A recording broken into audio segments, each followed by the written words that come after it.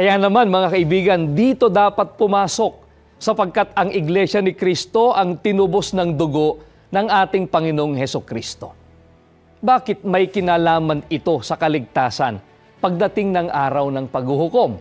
Bakit sa dinami-rami ng mga relihiyon at mga iglesyang nakatatag ngayon sa mundo, bakit ang mga kabilang sa natubos ang tiyak na maliligtas?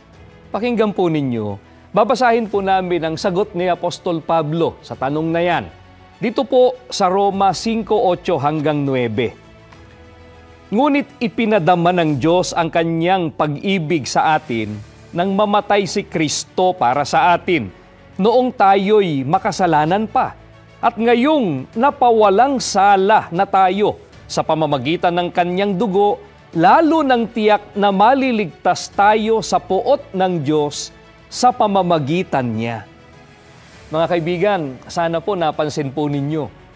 Ngayon pa lamang po ay sinisiguro na ng mga apostol kung sino ang mga taong tiyak na maliligtas sa araw ng paghuhukom.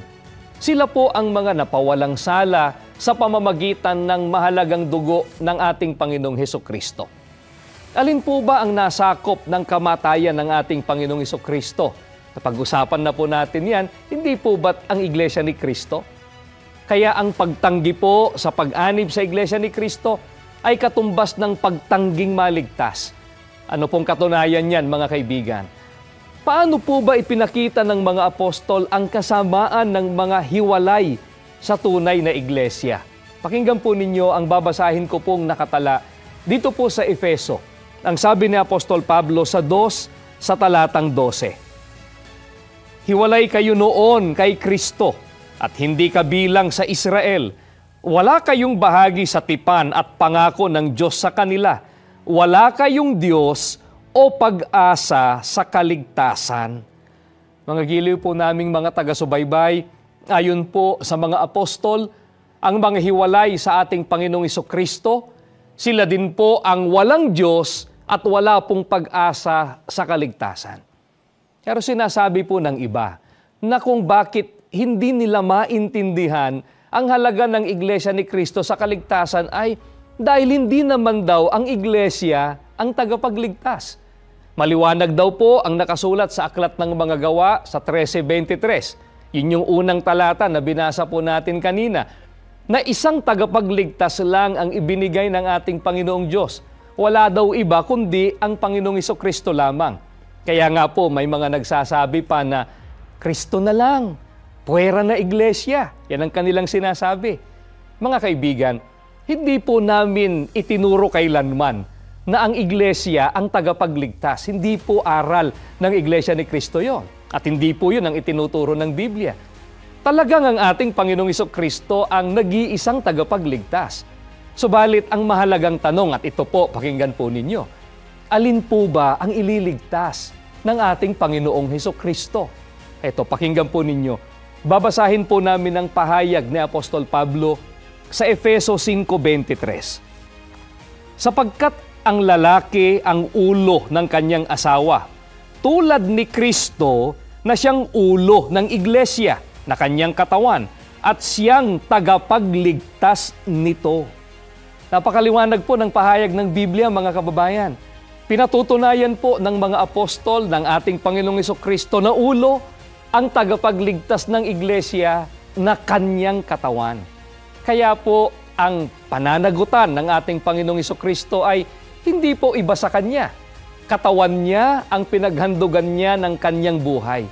Kaya napakalaki po ng kinalaman ng tunay na iglesia o ng Iglesia ni Cristo sa kaligtasan ng kaluluwa. Paano naman po pinatunayan ng Panginoong Diyos sa pangyayari ang malaking kinalaman ng iglesia sa kaligtasan? Pakinggan po natin ang nakasulat dito naman po sa Aklat ng Mga Gawa sa 2:47. Ganito po ang ating matutunghayan.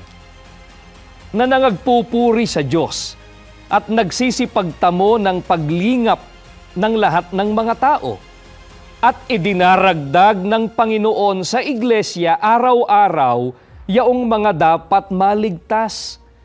Mga giliw po naming mga taga-subaybay, para lalong bigyan lang po ng diin Iko-quote lang po namin yung binasa namin sa hulihang bahagi ng verse.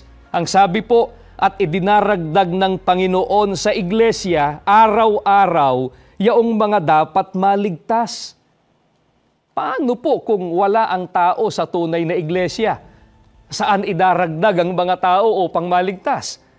Kaya dapat po mapadagdag o maging kaanib sa tunay na iglesia para magtamo ng kaligtasan. Gaya nga po ng ating topic, mga kababayan.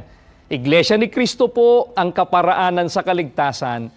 Ito po ang tamang pagrerelihiyon. Bagong bagay po ba ito? Baka kasi mayroong nag-iisip ng ganyan na ito ay bagong aral, bagong doktrina. Ang iba po ay nagtataka kapag naririnig nila ang itinuturo po ng Iglesia ni Cristo na mahalaga at kailangan ng tao ang Iglesia ni Cristo sa kaligtasan. Mga kaibigan, bagong bagay ba kung ituro namin na upang maligtas ay kailangan kaanib sa Iglesia ni Cristo na ipinakikilala po ng mga banal na kasulatan? Kasama po ba talaga sa panukala ng ating Panginoong Diyos sa kaligtasan ang Iglesia ni Cristo? Pakinggan po ninyo, ganito pong ating matutunghayang nakasulat dito po sa Efeso. Sa 3:21, ganito po ang pahayag sa atin ng apostol na si Pablo. Nawa ay mabigyan siya ng kaluwalhatian, magpakailan-kailanman, sa walang katapusang panahon, dahil sa kanyang pangunahing panukala ng kaligtasan para sa iglesia sa pamamagitan ni Hesukristo. Sana po ay napansin po ninyo, mga kaibigan at mga kababayan po namin, na pangunahing panukala po ng ating Panginoong Diyos ang kaligtasan para sa iglesia sa pamamagitan ng Panginoong Hesukristo. Kaya hindi po kaming mga kaanib sa Iglesia ni Cristo o mga ministro sa Iglesia ni Cristo ang kinakalaban ng mga ayaw magpahalaga sa tunay na iglesia, kundi ang kinakalaban po ay ang ating Panginoong Diyos at ang ating Panginoong Hesukristo, sapagkat kung bakit ang may pangunahing panukala ng kaligtasan para sa iglesia ay ang ating Panginoong Diyos. Ito pong dahilan ng patuloy na pagpapalaganap ng mga salita ng Diyos na ginagawa ng Iglesia ni Cristo. At kasama nga po sa mga gawaing ito na may kinalaman sa pagpapalaganap ay ang ganitong mga programa ng Iglesia ni Cristo na nagtuturo ng mga aral ng Biblia na dapat pong sampalatayanan ng tao para sa kanyang kaligtasan. Ang sabi po ng iba, mga kaibigan, ay ganito: saka na raw ito nila dapat pagtuunan ng pansin. Saka na yan. May panahon daw na tama para dito dahil daw sa dami ng kanilang iniintindi sa buhay na ito. Napakarami daw po nilang intindihin sa buhay na ito. Kaya saka na lang nila bibigyan ng panahon ang may kinalaman sa pag-anib sa Iglesia ni Cristo o para sa kapakanan ng kanilang kaligtasan. Mga kaibigan, ano po bang sinasabi ng ating Panginoong Diyos sa mga tao para pakinabangan ang gagawing pagliligtas ng ating Panginoong Hesukristo? Pakinggan ninyo, ganito po ang nakatala dito po sa 2 Korinto sa 6:1-2. Yamang kami mga katulong sa gawain ng Diyos.